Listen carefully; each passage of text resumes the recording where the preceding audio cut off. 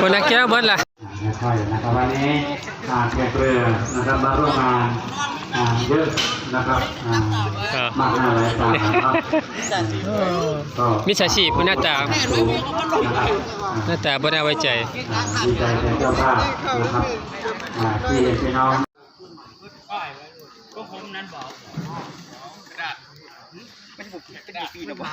ไม่มีปัญหาหรอก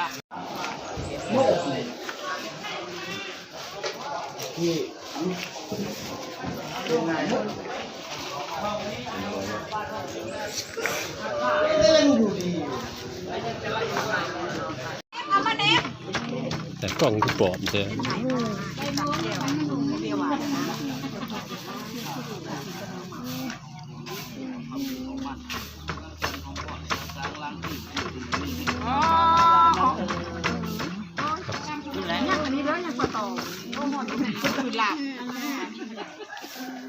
เราพูดให้มันเหมือนครับแสบต้องเข้าคิว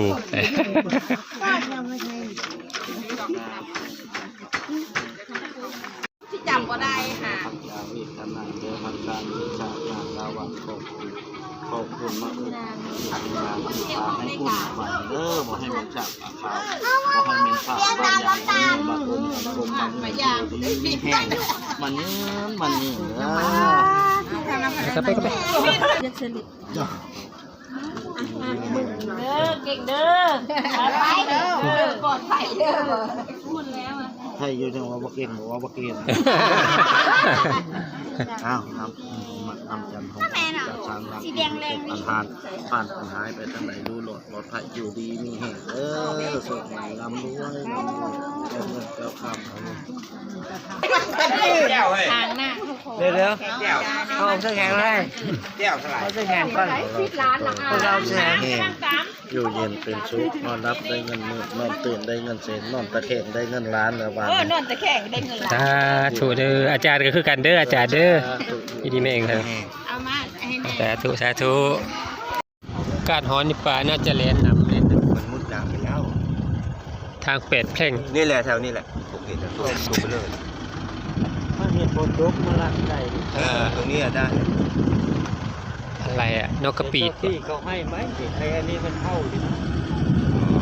นี่เป็นไทยโอ้เจ้าทีบ่บิ๊กไหน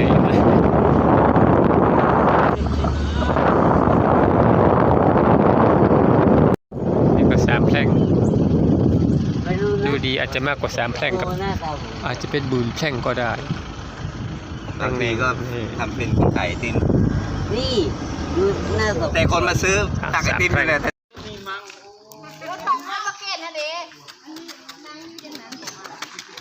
เจ๊ทั้งหมดบ่